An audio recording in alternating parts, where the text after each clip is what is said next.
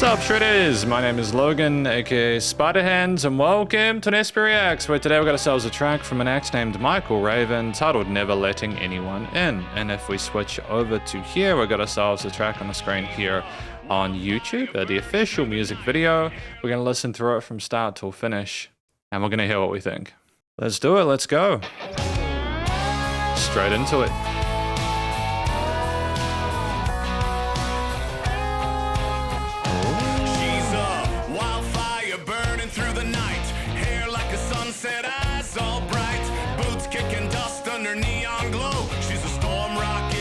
Rodeo, leather jacket, old and torn, heart too wild to be worn, a heartbreaker with that sweet drawl. She got the whole world wrapped in her palm, tattooed memories on her skin. Oh, Monica. Every scar tells where she's been, broken dreams left in the wind, never letting anyone in.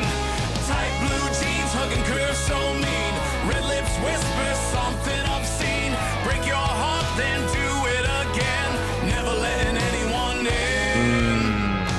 Cowboy, hat tip, low steel blue eyes. Mystery like the dark midnight skies. Whiskey in her hand, she's ready to roll. She's a storm rock in this rodeo. Thunder in her laughter, free and wild. Steal your soul with just a smile. A heartbreaker with that sweet drawl. She got the whole world wrapped in her palm. Tattooed memories on her skin. Every scar tells where she's been. Broken dreams left in the wind. Never letting anyone in. Very attention here with that chord. Jeans hugging curves so mean. Red lips whisper something obscene. Break your heart, then do it again. Never letting anyone in.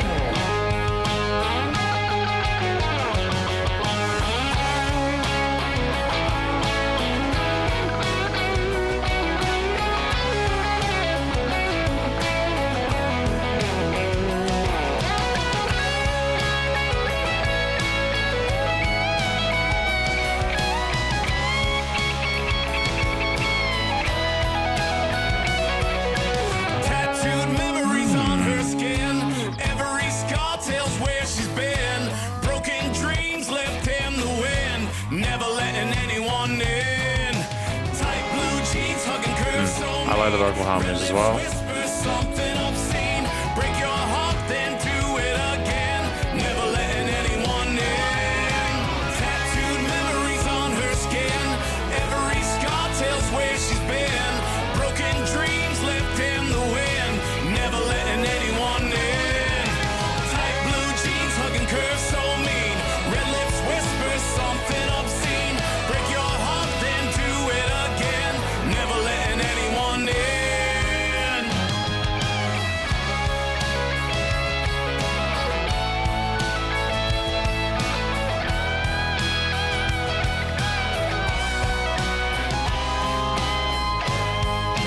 Never letting anyone in.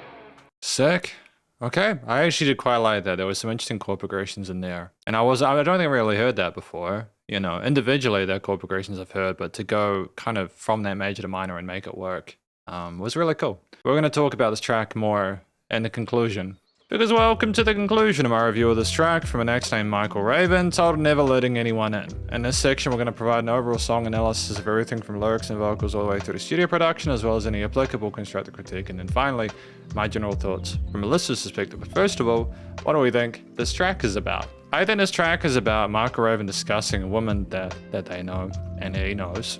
And she doesn't want to let anyone in. She'll play with you and play with your heart, etc., get what she needs, and she knows that, you know, she has people in the palm of her hand, but at the same time, it's just that it's basically that you're kind of running a fine line. The moment she gets bored, you're just out, you know. Or that she doesn't want to get emotionally involved with anyone. She wants to have fun, but she's sort of afraid of letting anyone else in, so she'll break your heart and she'll do it again. I feel like it's a story that people will be able to relate to. There's an audience for it, you know. So I feel like that within itself is effective. But I also feel that Michael's vocals across the track are also pretty well done. We're very comfortable in our vocal range. We've got a natural sort of charisma on the microphone. Our hidden chest voice is handled. There's some nice legato parts. I also think the double tracks aside, sort of harmonized vocals are very effective there. I don't know if it's Michael doing all the takes there, but the different ranges and flows that are in are nice, and we just go between the sides and the main of the stereo field really neatly in terms of our vocal performance. So ultimately there's a lot to appreciate there. And it's just, in terms of our actual sort of expression, it's like effortless. We seem, again, very comfortable on the microphone, and I think that I can understand that we're trying to sort of more kind of play it cool with this person as we discuss the reality of it. So I think if that's the case, then that's awesome. The track itself, outside of the vocals and story, is about 3 minutes, and I feel like that's a nice little length. It's right within that 2 to 4 minute sweet spot there, so it's not too short but not too long. We have a mixture of different verses and choruses and instrumental parts, and we have a dedicated guitar solo section as well, so I feel like things are well fleshed out and there's no filler involved. Right from the start of the track, you have this like driving kind of mixture of different elements, such as, again, the guitars, the slides, the rhythm elements with the distortion, the bass, and the drums there. We're absolutely not hesitating. But we do this thing throughout the track, which I mentioned at the end of the listening section, where like we switch kind of between these chord progressions, and we're very sort of deliberate and kind of almost blunt about it. But it's done in a way where we're so confident about how we're approaching the different moods that it's almost like it represents the person that we're talking about, going from hot to cold. So if that's the case, I think that's clever. But just like the way that we switch from like these, I don't know if it's a key change necessarily or just these minor note sort of accents there. It's just cool to have these different chord progressions, even if some of them are quite sort of common ones that we're quite familiar with if you listen to any sort of like music over the last 100 years. It's just done the way where, because of these transitions, it's a bit more unique.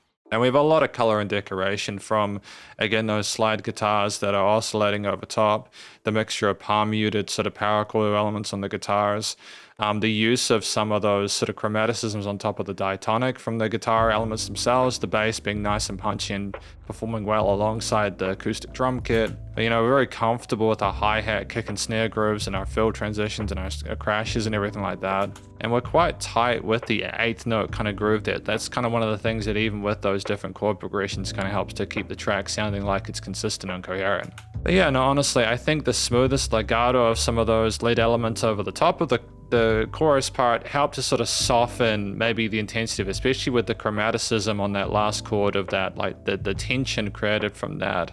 And I like how the vocals play into that sort of last chord of each loop of the chorus there to elicit a sense of tension there. Like almost like we're nearly there but not quite, and we're just sort of trying to make a breakthrough of some sort. I think when we go into that solo section there with the guitar though, it's nice because you have the backing vocals in the background on the sides. You have the full band behind it, and the guitar is just able to sort of replace the vocalist as a focal point for a moment where its mixture of different legato techniques, slides, hammer-ons and pull-offs, bends, etc.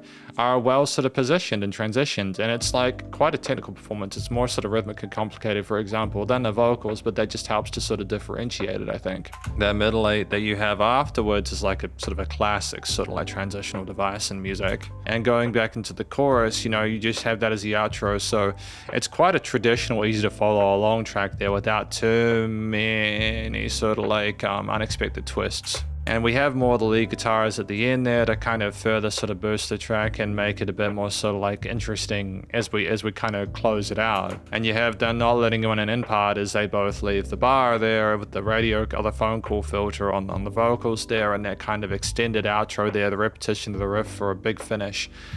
Because of the production, everything's kind of glued and nice and tight there, and so I just think it's a very smooth experience in part because of the studio production. It sounds commercial grade in that respect, but it's also a track which I think isn't trying to be too sort of challenging from like a listening perspective either, and I think that that's a sensible decision. Sometimes if you have sort of heavier subject matter, if you make it a challenging listen, sometimes the people can focus more on the subject matter because, again, the music is a bit intense, and therefore they'll kind of maybe not feel as like much in a party mood with it. With the kind of groove that you have there, you could probably sing along to it, and it's an interesting equilibrium that we ride here. But you know, across the board, I feel like we handle our sort of drum, guitar, bass, and vocal elements well. Things seem like they fit together within the mix. There's enough going on with a variety of different layers instrumentally and vocally to keep things intriguing. And there's various chord progressions. Just thematically, I'd say it's minor key oriented in most of the parts there. It never becomes resolutely positive. It's always kind of twisting and turning though. And I think again the bluesy phrasing of the guitar lead sections is also a nice sort of like inclusion there, because clearly this is not a happy situation there. There's just it works well within the country rock stylings there, whilst also kind of having an sort of almost like a poppiness or catchiness to it alongside it that I think has been something that's been more sort of prevalent over the last 5 to 10 years especially. But ultimately, yeah, the chord progressions, main sort of theme and key makes sense, type performance not a note out of place. Studio recording, mixing and mastering, I think in general is well handled there. The vocals aren't overproduced, they can just clearly sing. Guitar, bass, drums, background vocals, etc. They fill the stereo field, left and right side of the cans really neatly. Things niche within the frequency spectrum, there's no weird resonant frequencies. The compression and gluing is pretty tight across the board. There's dynamic range to it from a composition production perspective. It is still again glued. Nice and loud, but a pumping to the sidechaining, kicks, bus compression, limiting is handled, but not too much. It's not a dance track. And yeah, no real applicable constructive critique for me. In general, I just think I understand why this has got like 2 million plays. Clearly, this is a song which people are vibing along to, and I think that. I mean, again, with everything well connected, there's an audience for it. It was just great to listen to Michael Raven's music. Because thank you very much for watching my review of this track from Michael Raven, titled Never Letting Anyone In. Hopefully you enjoyed it. If you did, please go show him some love via the various social medias. And the YouTube page, and stay cool and stay safe, and please remember to support your local musicians and artists at this point in time, as you need the help more than ever with all the crazy stuff going on in the world. And I will catch you in the next SP Reacts. Spiderhands out.